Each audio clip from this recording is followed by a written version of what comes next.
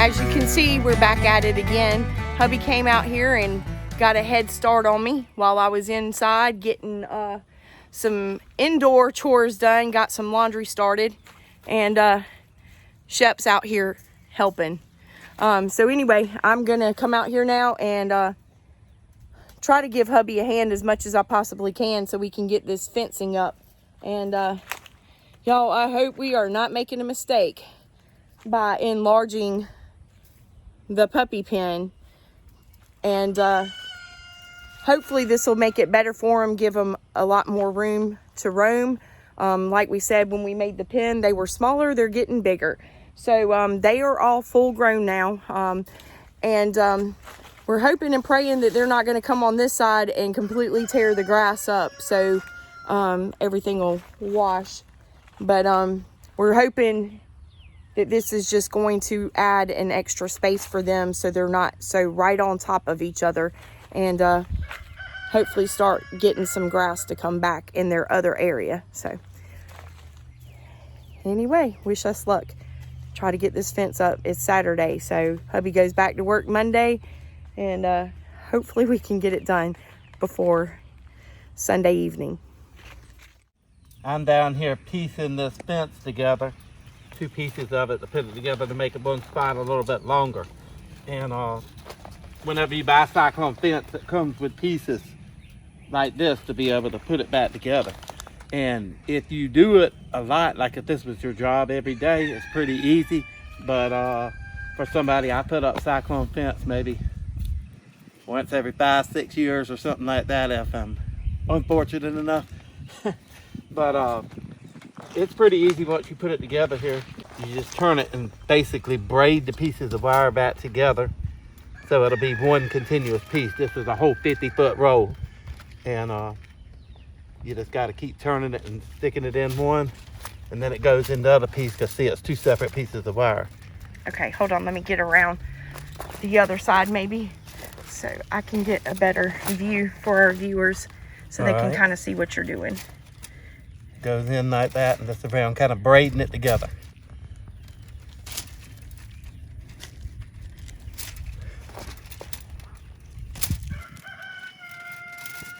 And then it puts it together like this right here, so it looks like just one piece of fence. You can't even tell where I put it together. Looking good. All right, what I got going on here, I hooked the backhoe to it and I come along on the other end to stretch the fence out, and I pulled the post, pulled it and bent it in the ground. Not bent the post, but just bent it pulled over in the ground some, so I'm putting a binder on it to pull it over, and then I'm gonna have to put another pole about right here to pull that little bit of an angle back to get it a little bit straightened up. And then I'll probably leave those until the ground settles and a couple rains and stuff and the dirt gets around the post and packs it. I do have to go. It's hard to do it by yourself, and I'm sure there's different ways, pulling strings and stuff like that and getting everything, probably putting the post up before you put the wire up, which is probably a lot easier. But when you're working by yourself, so I think the poles look pretty good, except for the not this first one right here, but the second one at the end of that pole that's laying on the ground. I've got to pull that back up and move the bottom out, because it's a little bit out of line, just a little bit, but the rest of them look good. And I just needed something to support it, because this was about a 70-foot run, maybe 75 feet, so I had to put some support poles back up and just go ahead and put them up, and then I'll come put the top rail back on it. And I still got to put the poles on this.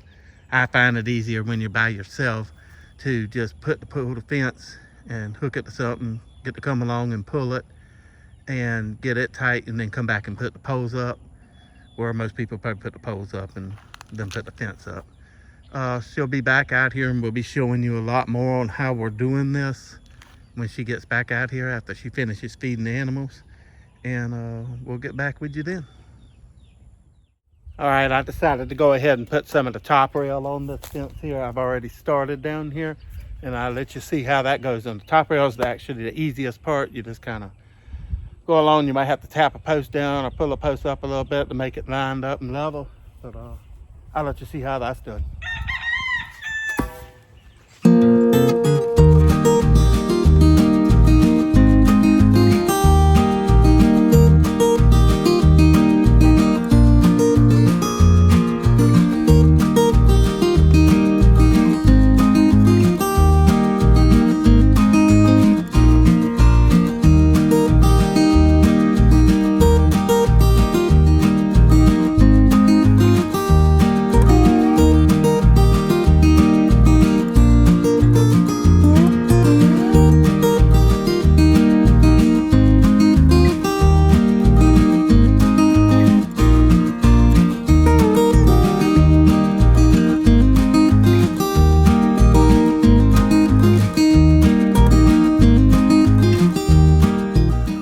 wires that you put it on with are just aluminum, and they bend really easy. You can just bend them up. And you always want to make sure when you're putting these things on, and that goes for a lot of things, screws, nails, anything. When you bend it, you want to make sure you bend it to where, like, we have a bunch of puppies, you know. So if they jumped up on the fence or something, a piece of that wire wouldn't be sticking out and they stick it through their paw or something, or get caught on it or anything, or poke an eye out. You wouldn't want that. So that would break my heart if one of my babies got hurt. So while I'm putting these on, I'm gonna make sure that all of them the wires are bent the right direction and away from the puppies where they can't get hurt on it, can't get snagged on it or anything. So it isn't just your pets. You got to worry about your kids or something. What if they're playing softball, football, baseball, anything in the yard or something, or just playing around horse playing and run into the fence? You sure wouldn't want them to get caught on that. We're still not certain what happened to Doodles. So, I mean, she could have got hooked on a piece of this wire or something. I guess that's why she's staying, and she's became an inside dog now constantly, because she's accident prone like her daddy, like me. So me and her we just have to stick together and quit getting hurt. Sorry, y'all, had to go get me another cap. As you can see, it's starting to run a little bit right here. It's running a little bit higher than the pipe. We're down there. It's about even with the pipe almost. And the reason I did that is because the ground's a little bit high right here, and the fence will, when it rains and everything else, the fence will settle down in the ground some, so it'll probably even up and be even after a couple of rains.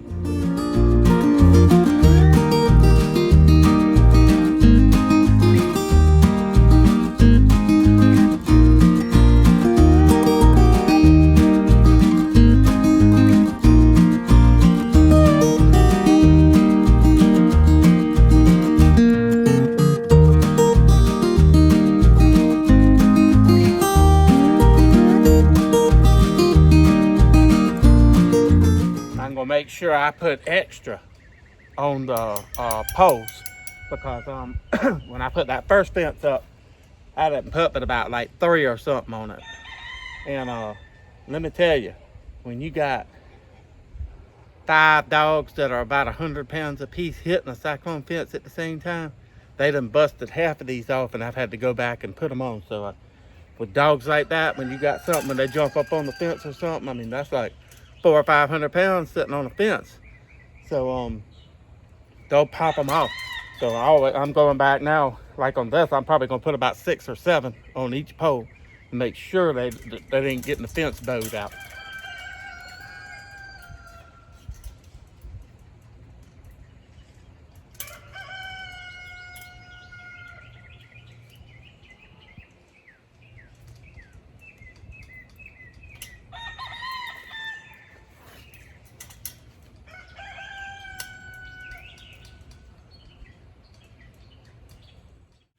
All right, bringing out some power tools made the job a little bit easier.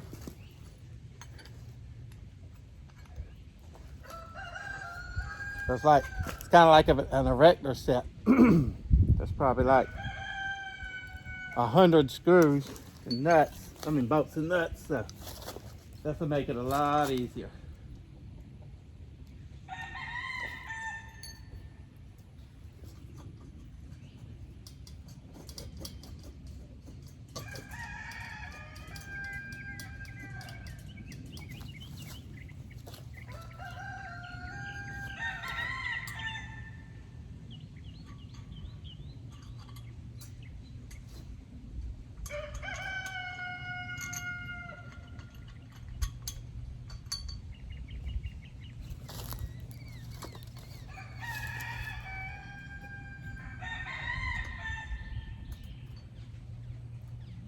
Kind of like your third hand.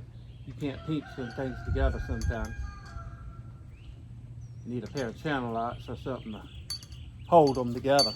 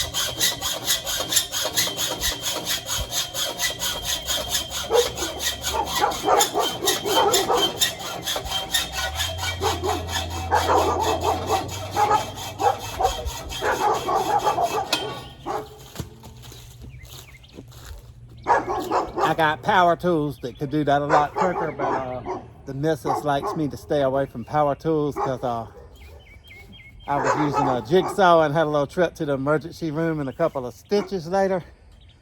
So I kind of got a little thing against the jigsaws and sawzalls and stuff like that now, so I try to avoid them a little bit.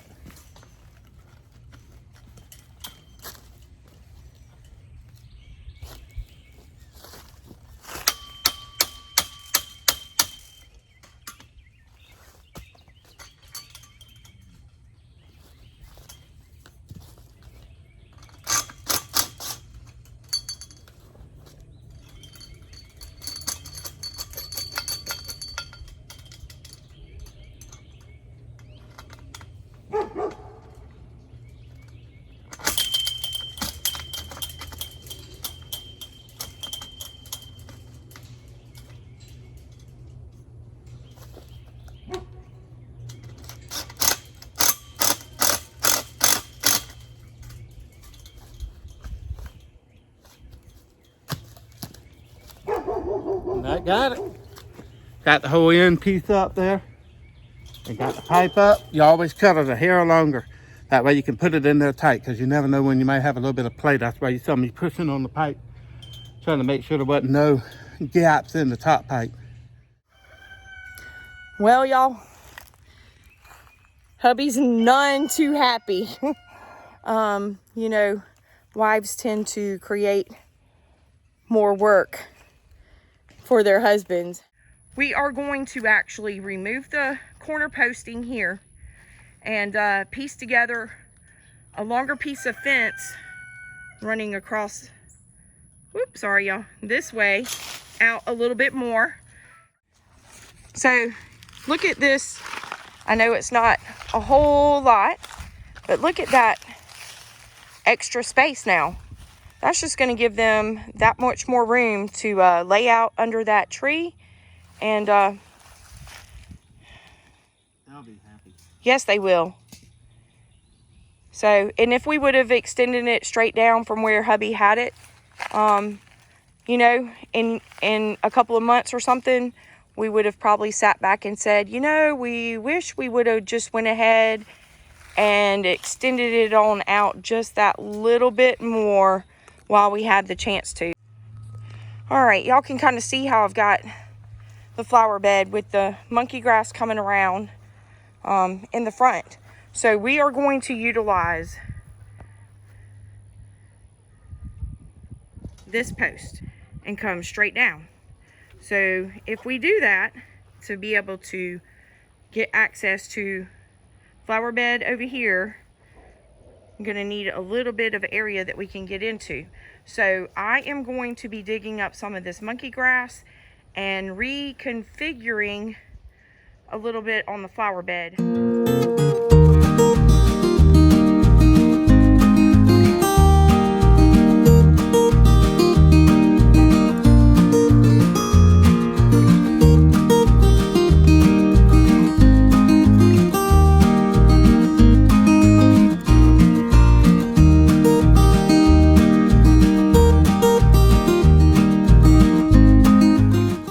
I'm gonna be doing hard labor, getting some of this monkey grass dug up.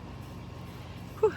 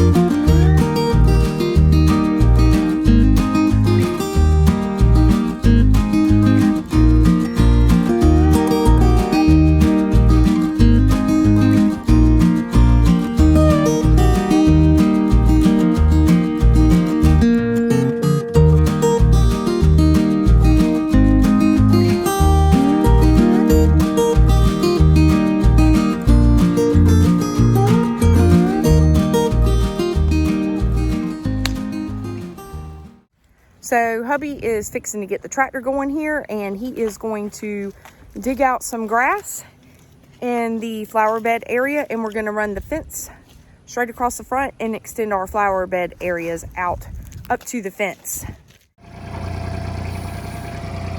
And y'all, hubby is the expert on the tractor. This city girl right here, I can do simple stuff on it, but still learning definitely how to use that beast right there. What do y'all think about this? Huh? I can't wait to get in there and fix that area where they have just demolished it. Hubby calls them the demolition puppies. Are you a demolition puppy, baby? Crescent said she is. She's our digger. That's what created the